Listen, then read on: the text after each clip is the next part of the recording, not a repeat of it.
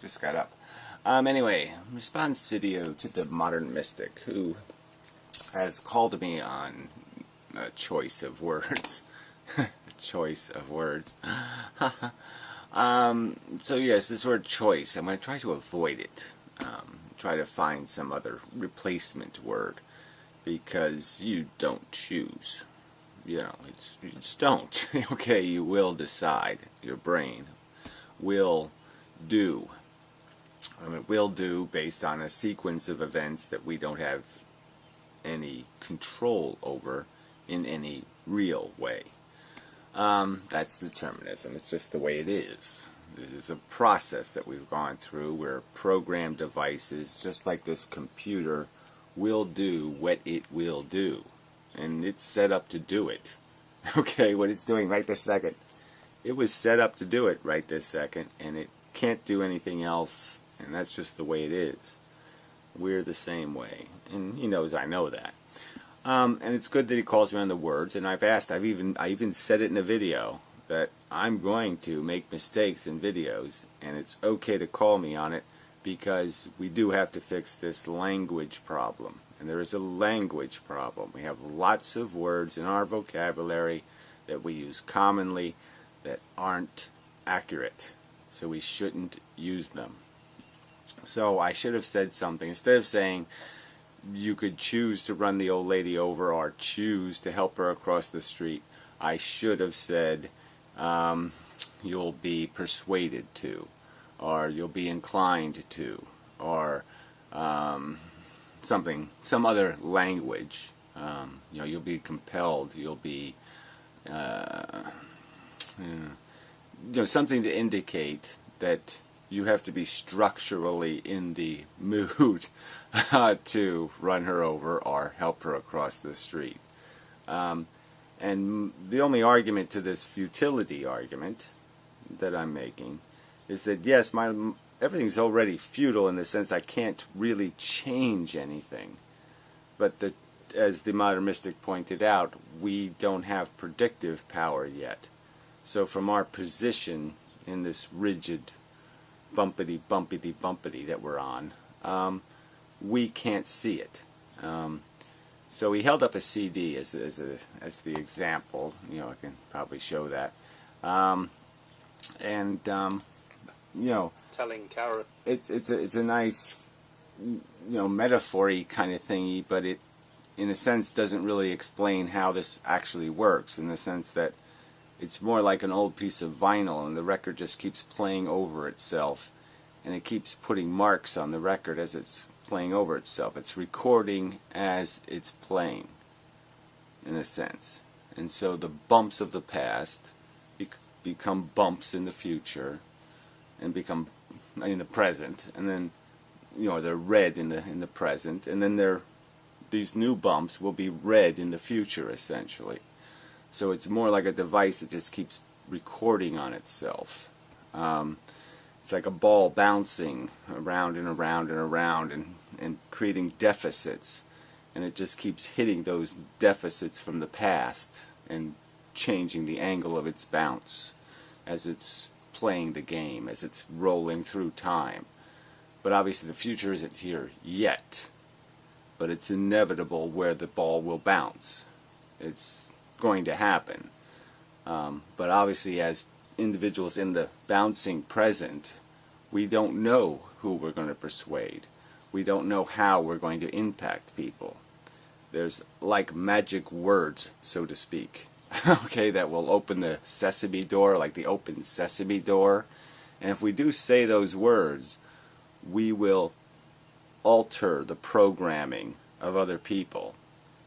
Doors will open, so to speak, and the ball will bounce differently off of them now because of how we've impacted them. So the ball's bouncing, but we're part of the bouncing ball. We won't make a spontaneous decision to change them. They won't be spontaneously changed. It all has to happen through us. And that's all I meant by, from our perspective, futility is not an option, because I can't possibly know whether the right thing for me to do is go out and start shooting everybody, or go out and help old ladies across the street, or sit here and just say, open sesame, open sesame, open sesame, open sesame, or, I just can't know. I'm not provided the evidence of which road to take from my current position. I can't know what compulsion or what idea or what thought is the right thought. So from my perspective, I'm still limited to only these past bumps. I don't get the insight of knowledge of the future bumps to sit there and be able to say, I see, everything's going to be fine. Let's just ride the ride.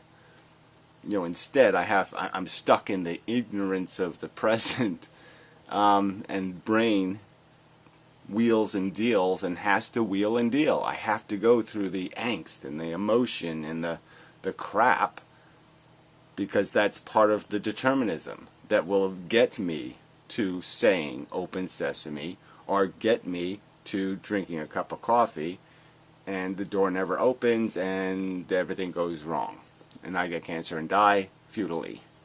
I mean, I'm either going to be successful or unsuccessful in my ambition, and just like an Olympic event. Going in, it's already decided who's going to win. The shit that's going to happen to them is going to happen to them.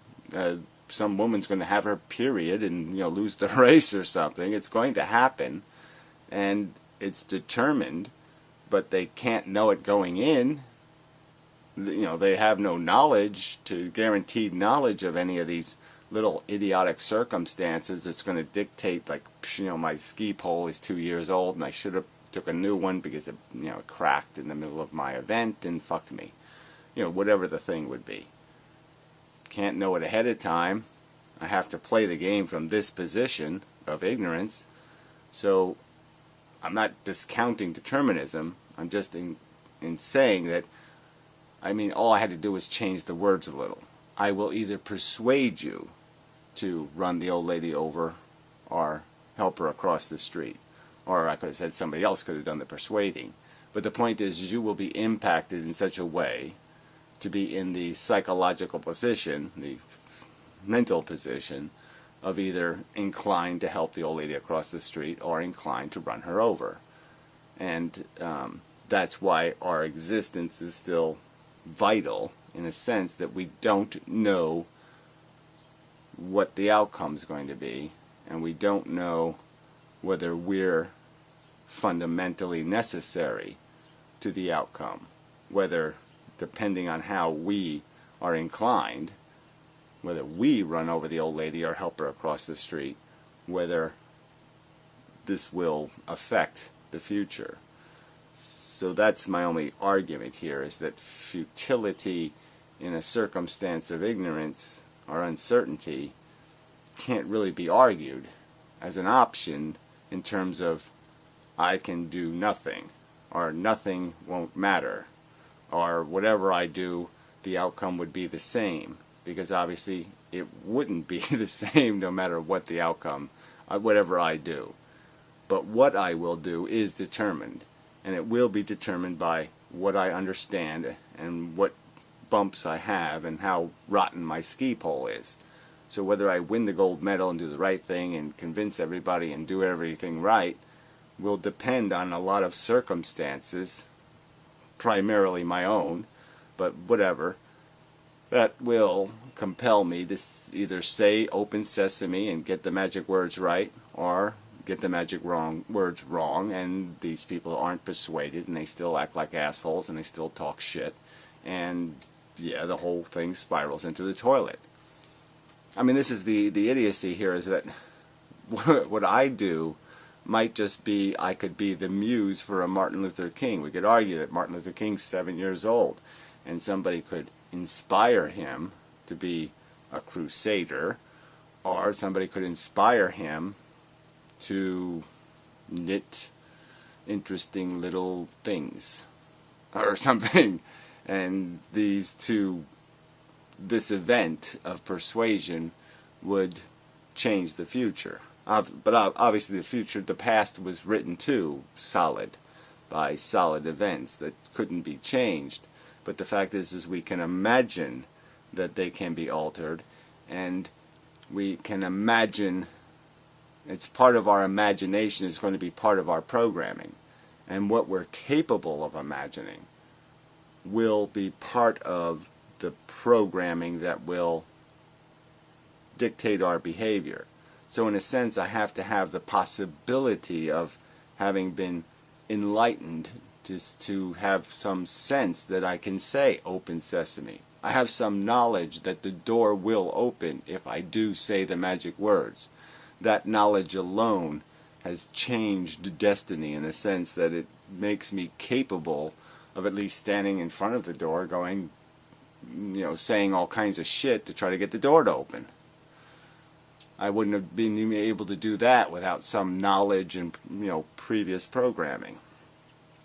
So I don't want to beat this to death, but determinism is a subject. You have to talk about it very delicately, very delicate subject, because you use a few wrong words, you say something with the wrong emphasis or too sloppily, and you break in concept what's really happening, and so clearly it's explicitly deterministic, but part of the determinism is memes, part of the determinism is conversation, part of the determinism is emphasis. Somebody says it the right way.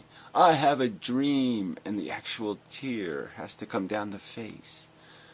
There has to be the actual, somebody has to actually film it. People understand the Kennedy assassination completely differently than they would understand if it wasn't for the existence of the Zapruder film.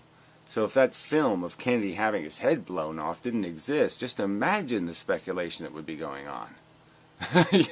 If the film didn't exist. People are wacky in their speculation as it is, but the film at least cut some of that down. Imagine if they hadn't invented good cameras before we landed on the moon.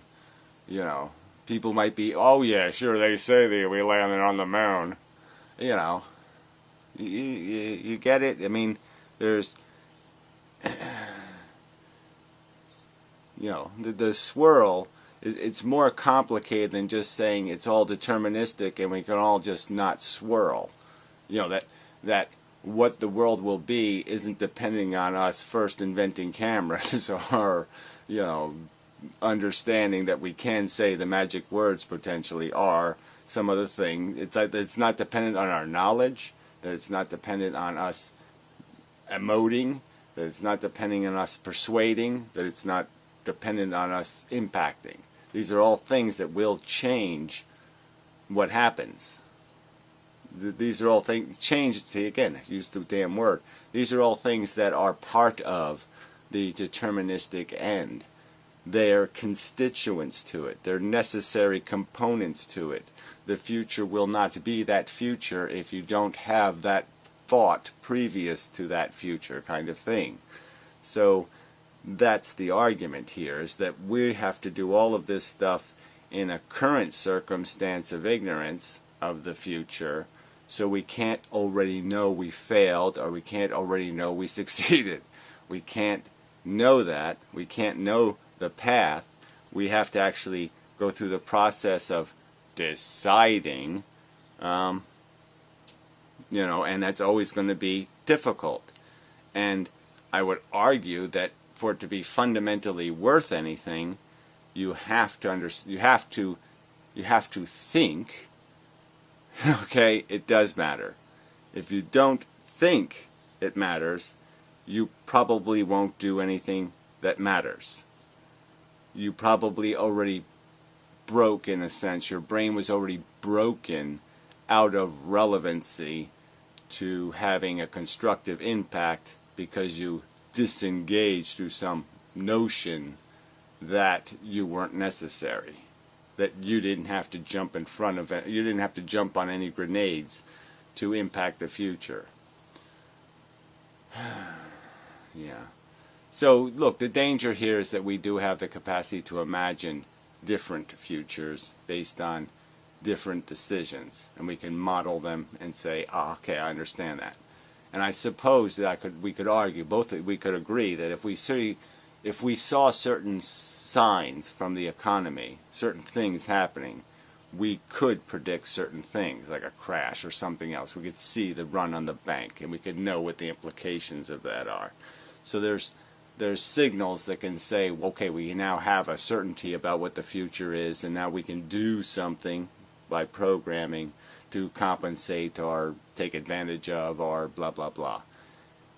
So in a sense, we see it all the time, that although it's determined, from our perspective, we can't understand it as determined because it's not from our perspective. We don't see the end.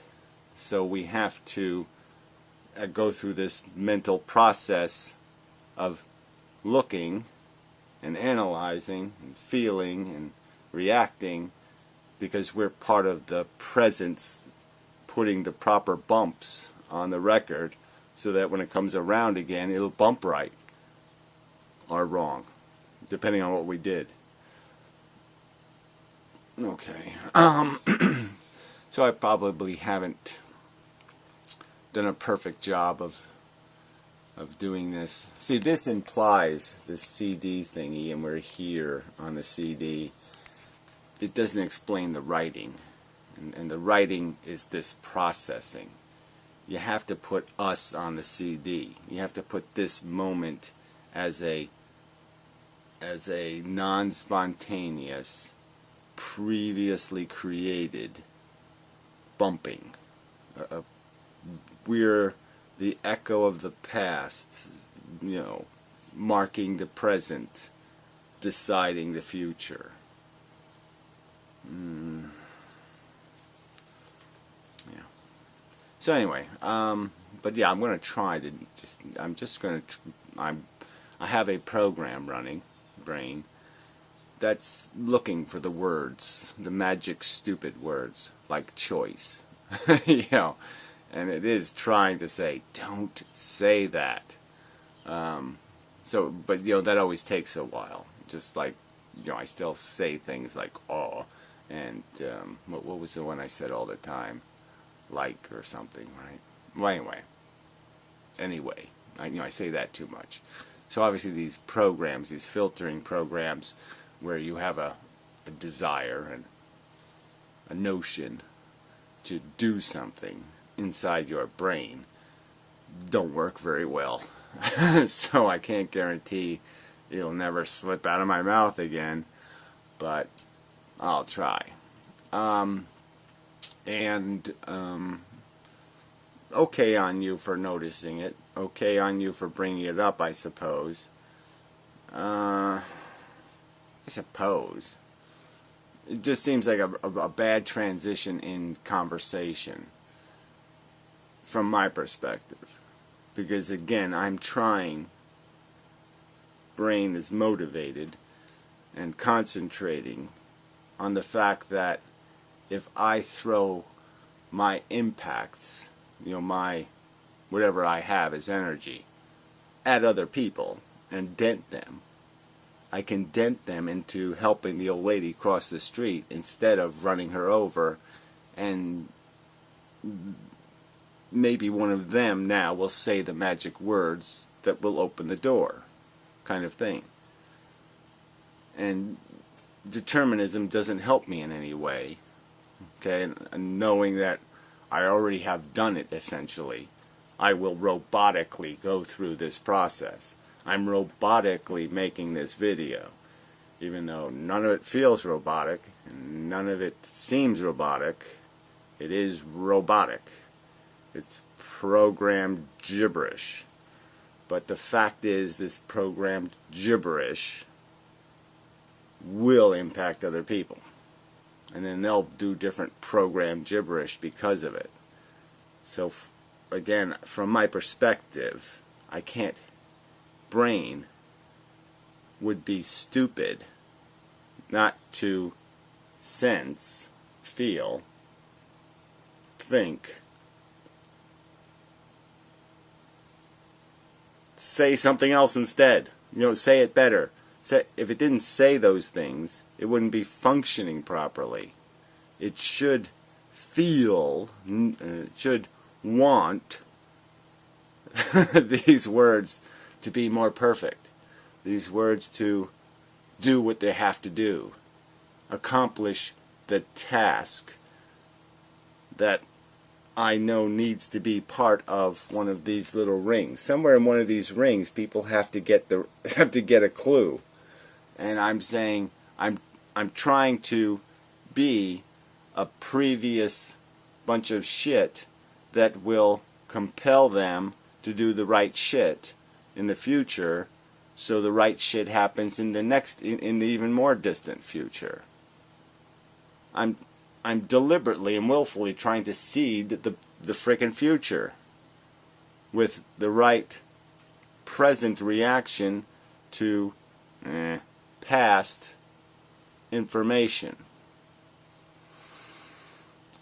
And as I've stated before, there is a progression. You do learn how to make a camera and then take pictures, and the world changes based on the lumpity-bumpity behavior of the beasties. Changes in the sense that it's different than it was in the past. And the future will be different than it is in the present.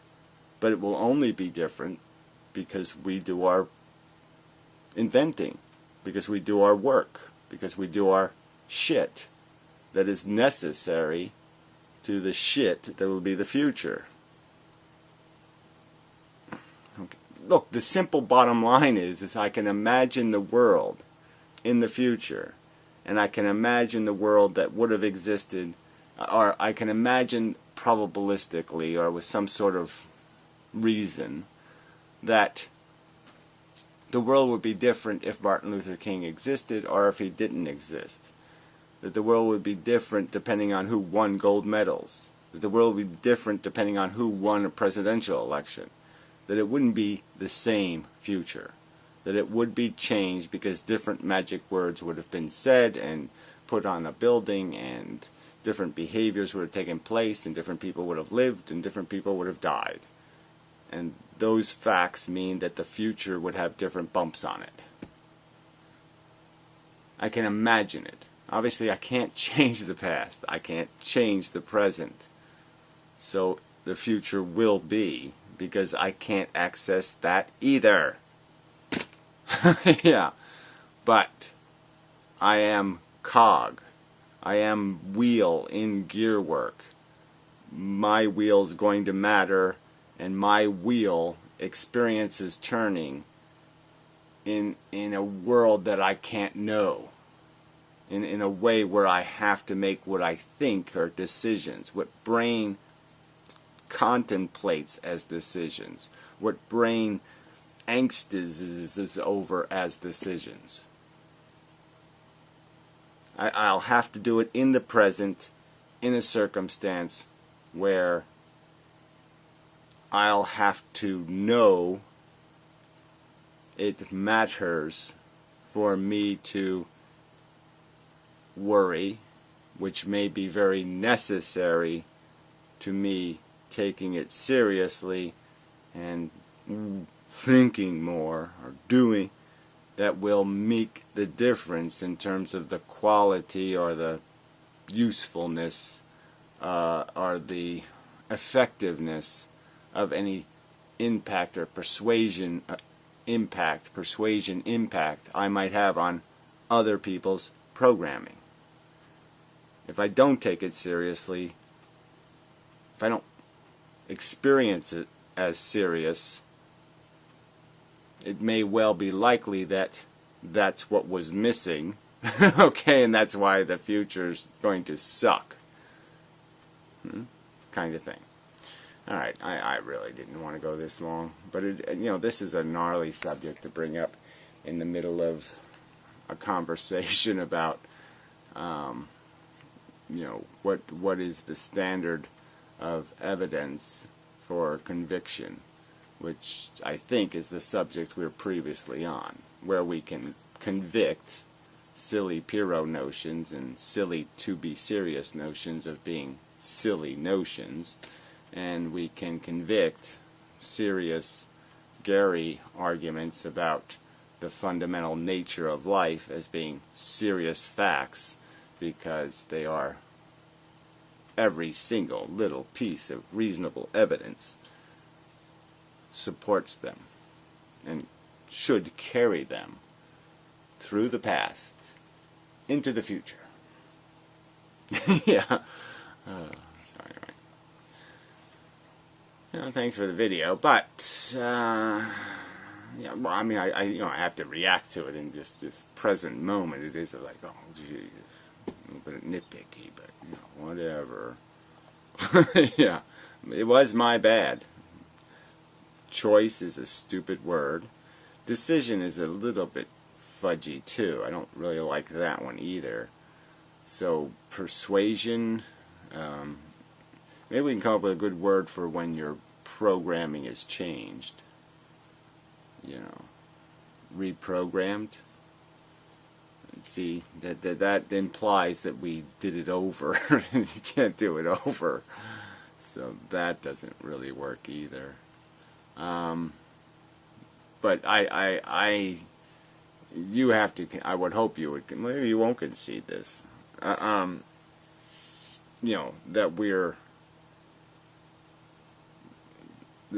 we have to, we can't just say, oh, the future's already written, I'll go take a nap. I can't change anything, so I'll go take a nap. That obviously that would be counterproductive to recognizing the gearworky thing, and that you've already guaranteed failure if you say, oh, the war's already over, I won't fight in it.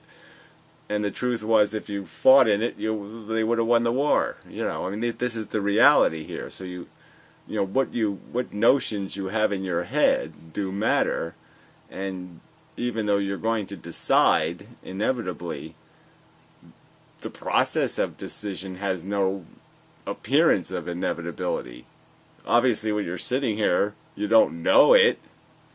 You have no idea. I mean, I can sit on the diving board over the water in the pool, and while I'm angsting over jumping in, clearly I'm going to jump in. Clearly the future has that written somewhere, but from my position, I don't know that. I don't know that it's going to happen in 3 seconds or 10 seconds or 15 seconds. So at the moment, I'm still saying I'm deciding, even if I'm not. I mean, my brain is processing.